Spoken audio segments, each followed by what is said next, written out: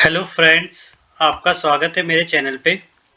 तो आज मैं आपसे सीएसआर नेट का सिलेबस डिस्कस करना चाहूँगा कि इसमें कौन से टॉपिक हैं जो मुझे लगते हैं इस बार आपके नेट के लिए इम्पॉर्टेंट हो सकते हैं और जिन्हें पढ़ के आप नेट या जेआरएफ निकाल सकते हैं। तो उससे पहले मैं बताना चाहूँगा, जो भी टॉपिक मैं बता रहा हूँ या जो भी रिसर्च मैंने की है वो 2016 के पेपर के बाद से की है, और जो भी टॉपिक मैं बताऊँगा उन्हें चाहे तो आप लिख सकते हैं और या डिस्क्रिप्शन बॉक्स में उनकी लिस्ट देख सकते हैं। तो चलिए स्टार्ट करते हैं। तो सबसे पहले इनऑर्गेनिक केमिस्ट्री से स्टार्ट करते हैं।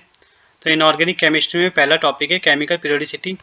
तो इम्पॉर्टेंट मैं ये कहूँगा, ये तो इम्पॉर्टेंट है नहीं, इसमें अगर आप देखना भी चाहें तो इलेक्ट्रोनेगेटिविटी कैसे निकालते हैं उसके 2-3 फॉर्मूले वो देख ले, उसका एक क्वेश्चन आपको आ सकता है। और कोई इंक्रीज डिक्रीज प्रॉपर्टीज़ का कोई क्वेश्चन आया तो वो वैसे भी आप कर लेंगे, तो इसीलिए मैं इसको इम्पॉर्टेंट काउंट नहीं कर रहा। सेकेंड है structure and bonding. Chemical bonding से सबसे इंपॉर्टेंट है विस्पर थ्योरी। बार हाइब्रिडाइजेशन का क्वेश्चन आता है, उसे आप जरूर करिएगा और शेप जरूर कर लीजिएगा। बॉन्ड एंगल, बॉन्ड ऑर्डर और एमओटी में डायग्राम है ना, दोनों का ही होमोन्यूक्लियर हेटेरोन्यूक्लियर का। और तीसरा एसिड बेस काफ़ी इंपॉर्टेंट है, HSAB प्रिंसिपल। ये मैंने आपको गेट के लिए भी बोला था, गेट में भी ये सबसे इंपॉर्टेंट टॉपिक है और नेट में भी ये इंपॉर्टेंट टॉपिक है, तो इसे आप जरूर कर लीजिएगा। फोर्थ है मेन ग्रुप एलिमेंट। तो इसमें मैं आपको पहले ही बोल चुका हूँ, मेन ग्रुप एलिमेंट में आप सिर्फ बोरोन, सिलिकन और जेनन अगर इन तीनों पे ध्यान देते हैं तो जनरली आपके लगभग सारे क्वेश्चन हो जाते हैं। और यही सेम चीज़ आपको गेट के लिए भी करनी है मेन ग्रुप एलिमेंट में। Transition metal and coordination compound, ये कोऑर्डिनेशन कंपाउंड की बात है, तो कोऑर्डिनेशन कंपाउंड आपको गेट के लिए भी पूरा करना है और नेट के लिए भी पूरा करना है। इनऑर्गेनिक में 2 चैप्टर जो सबसे इंपॉर्टेंट है, कोऑर्डिनेशन और ओएमसी, इन्हें आप बिल्कुल भी नहीं छोड़ेंगे। तो कोऑर्डिनेशन नेट में आप जितनी ज़्यादा कर सके उतनी बढ़िया, क्योंकि कोऑर्डिनेशन आपको नेट में 20 से 40 मार्क्स तक देखने को मिल जाती है, तो इसका आप ध्यान रखें। नेक्स्ट टॉपिक है डी ब्लॉक एलिमेंट। इसमें आप बस spectral line and magnetic properties कर लेना डी ब्लॉक एलिमेंट की। ऑर्गेनोमेटेलिक फिर आपको पूरा करना है, पर कुछ टॉपिक है जिनमें आपको ध्यान देना है। जैसे कि आप देख रहे हैं नेट का पेपर बहुत चेंज हो रहा है इनऑर्गेनिक में, पर वो क्या टॉपिक है उन्हें बताने से पहले एक इन्फॉर्मेशन है जो मैं आपसे शेयर करना चाहूँगा। तो फ्रेंड्स, अनअकैडमी लाया आप सभी के लिए all India mock test for GATE 2022। तो अगर आप अपने गेट का फाइनल रिवीजन करना चाहते हैं तो आप अनअकैडमी के साथ टेस्ट सीरीज देके कर सकते हैं, जो एवरी संडे होती है। और ये टेस्ट सीरीज जनवरी 2 से स्टार्ट हो गई है, जनवरी 30 तक चलेगी। और साथ में अनअकैडमी लाया है आपके लिए बहुत ही अच्छा ऑफर गेट एंड ESE के लिए।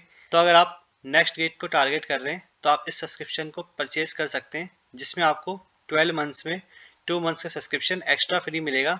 और जो आपका टोटल सेविंग होगी वो 23% होगी रेफरल कोड लगने के साथ। और इसमें आप मेरा रेफरल कोड यूज़ कर सकते हैं, प्रदीप रावत 10।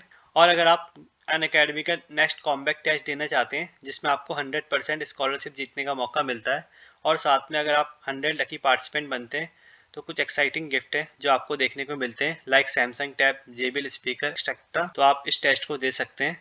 तो उसकी डेट है 16 जनवरी 11 AM पे। और आपके लिए अनअकैडमी एक बहुत अच्छा फ्री प्रोग्राम लाया है। इस प्रोग्राम में रजिस्टर करके आपको फ्री गाइडेंस मिलेगी ESE 2021 इंटरव्यू के लिए। और ये अनअकैडमी के नए बैच हैं जो गेट 2023 से 2024 के लिए स्टार्ट हो रहे हैं जनवरी 12 से। तो अगर आप नेक्स्ट डेट को टारगेट कर रहे हैं तो आप इसे ज्वाइन कर सकते हैं। इसकी खास बात ये होगी कि आप इसमें लाइव डाउट पूछ सकते हैं, जस्ट रेजिंग योर हैंड। साथ में आपका कोई डाउट रह जाता है तो आप मोबाइल से पिक्चर क्लिक करके भी पूछ सकते हैं। साथ में अगर आप अनअकैडमी के आइनिक सब्सक्रिप्शन का हिस्सा बनते हैं तो आप 1-to-1 लाइव मेंटरशिप प्रोग्राम से जुड़ते हैं, जिसमें आपको इंडिविजुअल मेंटर प्रोवाइड होगा आपके डाउट सॉल्विंग के लिए, कॉन्सेप्ट अंडरस्टैंडिंग के लिए और स्ट्रेटजी डिस्कस करने के। तो ये कुछ फीचर है अनअकैडमी के स्पेशल क्लास के, जिसमें आपको क्लास का नोटिफिकेशन मिलेगा, लेक्चर नोट्स मिलेंगे। तो ये सब बातें जितनी मैंने आपको बताई है, इन सब का लिंक आपको डिस्क्रिप्शन बॉक्स में मिल जाएगा। तो अगर आप गेट को टारगेट कर रहे हैं तो ये बहुत अच्छा मौका है आप सभी के लिए। तो आते हैं अब वापस ऑर्गेनोमेटेलिक में। तो ऑर्गेनोमेटेलिक के इंपॉर्टेंट टॉपिक में आप फेरोशीन की सारी रिएक्शन कर लें, साथ में आप स्पेक्ट्रोस्कोपी भी देख के चले ऑर्गेनोमेटेलिक में। उसके क्वेश्चन भी बहुत ज़्यादा इन्वॉल्व हो रहे हैं ऑर्गेनोमेटेलिक में, यानी आपको इस चीज़ का ध्यान रखना है ऑर्गेनोमेटेलिक में स्पेक्ट्रोस्कोपी, बॉन्डिंग और फेरोशीन की रिएक्शन और क्लोजोनिडो, ये सब स्ट्रक्चर तो आपको करने ही है। तो ये सबसे ज़्यादा इंपॉर्टेंट होता है ऑर्गेनोमेटेलिक में। केजेस एंड क्लस्टर आप छोड़ सकते हैं, इससे इतना ज़्यादा क्वेश्चन बनते नहीं हैं। और एनालिटिकल केमिस्ट्री आप छोड़ सकते हैं। बायो इनऑर्गेनिक केमिस्ट्री आपको पूरी करनी है, मैं इसमें आपको कुछ भी छोड़ने को नहीं कहूँगा। और सबसे ज़्यादा इंपॉर्टेंट है इसमें हीमोग्लोबिन, मायोग्लोबिन, बाकी ऑक्सीजन ट्रांसफर रिएक्शन और इलेक्ट्रॉन ट्रांसफर रिएक्शन, ये सारी आपको देखनी पड़ेगी। कैरेक्टरिस्टिक्स की बात करूँ तो IR यहाँ पे इंपॉर्टेंट है, NMR यहाँ पे इंपॉर्टेंट है, EPR यहाँ पे इंपॉर्टेंट है, ESR यहाँ पे इंपॉर्टेंट है। तो ये आप कर लेंगे तो मुझे लगता है कि आप जनरली सब कुछ कवर कर लेंगे। NMR में आप केमिकल शिफ्ट का फॉर्मूला कर लेना और कुछ साथ में ये भी देख लेना कि पीक किस में ज़्यादा बढ़ेगी, किस में कम होगी, मतलब डीशिल्डिंग और शील्डिंग का क्या इफेक्ट है। जनरली सिंपल क्वेश्चन NMR के इसी से रिलेटेड आते हैं। और पाई बॉन्ड और ट्रिपल बॉन्ड में किसकी ज़्यादा केमिकल शिफ्ट की वैल्यू होगी, ये भी आप ज़रूर देख लेना। न्यूक्लियर केमिस्ट्री में आप alpha fission, gamma fission, beta fission ये देख लेना, यानी जितनी भी आपकी फिजन और फ्यूजन की रिएक्शन होती है उन्हें देख लीजिएगा। और बाकी ये रेडियो एनालिटिक टेक्निक से ज़्यादा इंपॉर्टेंट नहीं है, इसको आप यहीं तक करें तो ठीक है। यानी न्यूक्लियर केमिस्ट्री, रिएक्शन और फिजन और फ्यूजन, बस इतना आप कर लें। अब बढ़ते हैं फिजिकल केमिस्ट्री की तरफ। तो फिजिकल केमिस्ट्री में आप देख सकते हैं सबसे पहले है क्वांटम। तो में वही आपको पोस्टलेट आने चाहिए, ऑपरेटर आने चाहिए, पार्टिकल इन बॉक्स कर लेना, 1D 2D 3D box, energy का फॉर्मूला याद कर लेना, ये सबसे ज़्यादा इंपॉर्टेंट है। और अगर आप टनलिंग देखना चाहें तो टनलिंग और देख लेना। टनलिंग बढ़ता हुआ टॉपिक है, मुझे लगता है इससे इस बार क्वेश्चन आएगा। और वेरिएशन प्रिंसिपल, पर्ट्यूबेशन थ्योरी, ये मैं आपको इसमें भी बोल चुका हूँ गेट में, ये यहाँ पे भी सेम देखना पड़ेगा आपको।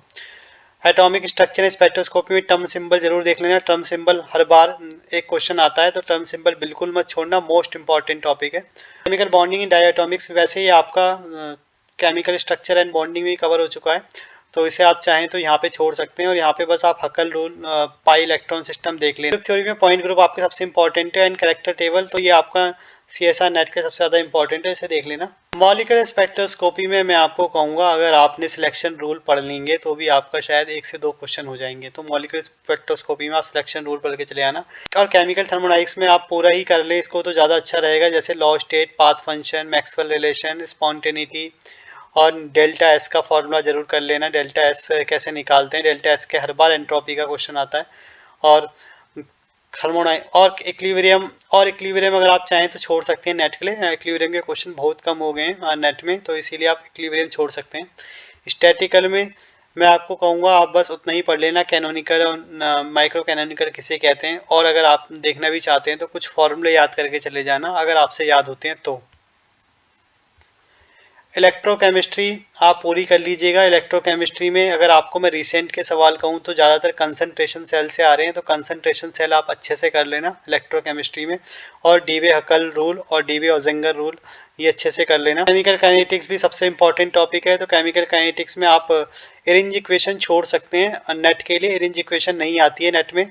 और बाकी आपके सबसे important first order reaction, activation theory and steady state approximation.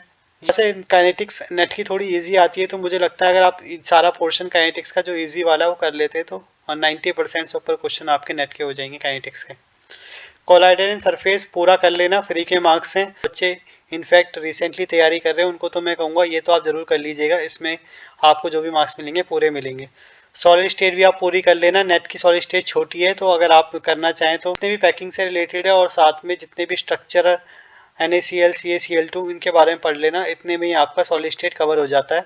और शॉर्टकट है एक क्यूट आवर मदर करके कुछ, उसे आप याद कर लीजिएगा, तो मुझे लगता है आप सॉलिड स्टेट में सब कुछ कर लेंगे। पॉलीमर केमिस्ट्री पूरी कर लेना, मोलर मास वाला फॉर्मूला कर लेना, जनरली यही पूछा जाता है। डाटा एनालिसिस आप पूरा छोड़ सकते हैं, इसमें आपको ज़बरदस्ती कोई फॉर्मूला याद करने की जरूरत नहीं है, क्योंकि कभी आता है कभी नहीं आता है और कभी डिफरेंट टाइप से पूछते हैं, तो मुझे नहीं लगता कि आप 1-2 मार्क्स के लिए और जहाँ पे नंबर ऑफ चॉइसेस ज़्यादा हैं वहाँ पे इतना रिस्क लें कि इतनी सारी चीज़ें पढ़ के जाएं। अब ऑर्गेनिक केमिस्ट्री में आते हैं, तो ऑर्गेनिक केमिस्ट्री में आप नोमेनक्लेचर तो मैं कहूँगा आप छोड़ ही सकते हैं, क्योंकि सिंपल वाले होते हैं। अगर आप ऑप्शन से भी जाएंगे तो खुद ही नोमेनक्लेचर कर लेंगे, तो ऐसा स्पेसिफिक आपको जाने की ज़रूरत नहीं है नोमेनक्लेचर में। स्टीरियो केमिस्ट्री में मैं आपको कहूँगा आपको होमोटॉपिक, इनैंशोटॉपिक ये देख लीजिएगा। ये रहा इनैंशो सिलेक्टिविटी, डाइस्ट्रो सिलेक्टिविटी ये देख लीजिएगा, मतलब और ऑप्टिकल आइसोमर ये जरूर इंपॉर्टेंट है। तो इतना अगर आप देख लेंगे तो स्टीरियो केमिस्ट्री के यही सवाल आपको ऑर्गेनिक में मिलेंगे, क्योंकि ऑर्गेनिक की जो स्टीरियो केमिस्ट्री है वो आपको मेन पार्ट सी में मिलती है, और जहाँ पे मल्टीपल स्टेप होते हैं वहाँ पे, और वो भी जनरली लास्ट वाले ही स्टेप में मिलती है। तो उसके लिए तो मैं आपको ये सजेस्ट करूंगा, जब तक आप कंफर्म ना हो तब तक उन क्वेश्चन को ना छुए और ना ही उन पे कोई भी टिक लगा के आए, क्योंकि जनरली स्टीरियोकेमिस्ट्री में ही क्वेश्चन गलत होता है। जब तक आपको 2 मार्क्स का क्वेश्चन ना मिले या सिंगल स्टेप का क्वेश्चन ना मिले तब तक आप अप्लाई ना करें, और ये आप श्योर ना हो तब तक। सेकेंड, एरोमेटिसिटी जरूर कर लीजिएगा, मोस्ट इंपॉर्टेंट टॉपिक। रेट आप जरूर कर लीजिएगा। इंटरमीडिएट में कार्बोकैटायन आजकल दोबारा पूछने लगे हैं, तो कार्बोकैटायन आप अच्छे से देख लेना। कार्बोकैटायन, कार्बोएनायन और कार्बीन्स एंड बेंजाइन्स, इन्हें आप जरूर देख लीजिएगा। रिएक्शन मैकेनिज्म में अगर आपको देखना है तो एलिमिनेशन एंड सब्स्टिट्यूशन रिएक्शन देख लेना। कॉमन नेम रिएक्शन देख लेना, जैसे aldol, Cannizzaro and pinacol reaction और वेंजॉइन कंडेंसेशन।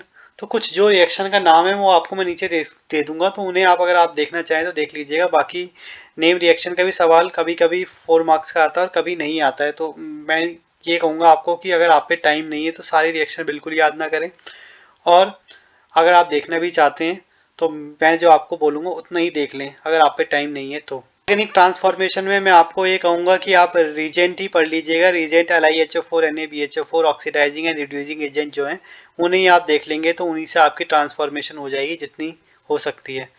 और यहाँ पे क्रैम्स रूल याद कर लेना है ज़्यादा से ज़्यादा। ऐसे ये सब आप छोड़ सकते हैं, मुझे लगता है काफ़ी बड़ा हो जाएगा तो इसे हम छोड़ते हैं। और एसिमेट्रिक सिंथेसिस भी हम छोड़ते हैं, क्योंकि मुझे लगता है कि आप पे ऑप्शन ज़्यादा होंगे तो आप आराम से चुन सकते हैं ऑर्गेनिक में और भी दूसरे पार्ट्स जिनमें आप कॉन्फिडेंट होकर सही कर सकें। जैसे पेरिसाइक्लिक आपको पूरा करना है, फोटोकेमिस्ट्री आपको पूरा करना है, छोटे नोट्स हैं जल्दी से उन्हें याद करें, उन्हें पूरा करें। हेट्रोसाइक्लिक आपको पूरा करना है, हेट्रोसाइक्लिक इंपॉर्टेंट भी है और ज़्यादातर चांसेस है कि सवाल पूरा ठीक हो जाता है। एंड आप नेचुरल प्रोडक्ट में nucleic acid, terpenes, steroid, alkaloids ये देख लीजिएगा ये क्या होते हैं। कार्बोहाइड्रेट्स सबसे आसान चैप्टर भी, और मैं कहूँगा मार्क्स गेनिंग चैप्टर है। अगर आप इसे याद कर लेते हैं तो आप देखेंगे आपके 4 मार्क्स का क्वेश्चन या 6 to 7 मार्क्स इसमें से आराम से आ जाएंगे। एंड स्ट्रक्चरल डिटर्मिनेशन में देखिए मैं ये कहूँगा आपको, अगर आपको NMR आपने शुरू से पढ़ा है तो पढ़िएगा, नहीं तो आप छोड़ सकते हैं, क्योंकि NMR काफ़ी बड़ा है और स्ट्रक्चरल डिटर्मिनेशन में टाइम भी लग जाता है। तो आप अगर टाइम इतना लगा पाएंगे और ठीक निकाल पाएंगे तो ही फ़ायदा है इसका, नहीं तो आप इसे छोड़ सकते हैं। आप सिर्फ UV, विजिबल और ज़्यादा से ज़्यादा मास स्पेक्ट्रोस्कोपी कर लें, वहाँ से भी आपका आंसर डायरेक्ट निकलता है और बिल्कुल ठीक निकलता है, तो इतना आप कर सकते हैं। तो आई होप मैंने आपको क्लियर कर दिया होगा कि क्या चीज़ आपके लिए इम्पोर्टेंट है और क्या मुझे लग रहा है कि आपके लिए इम्पोर्टेंट होने वाला है और आपके एग्ज़ाम में आने वाला है। तो बाकी आपको फिर भी कोई डाउट हो तो आप मेरे को मेल कर सकते हैं या नीचे कमेंट बॉक्स में कमेंट कर सकते हैं। और आगे भी ऐसी इन्फॉर्मेटिव वीडियो देखने के लिए वीडियो को लाइक करें, शेयर करें और चैनल के साथ जुड़े रहें। Thank you.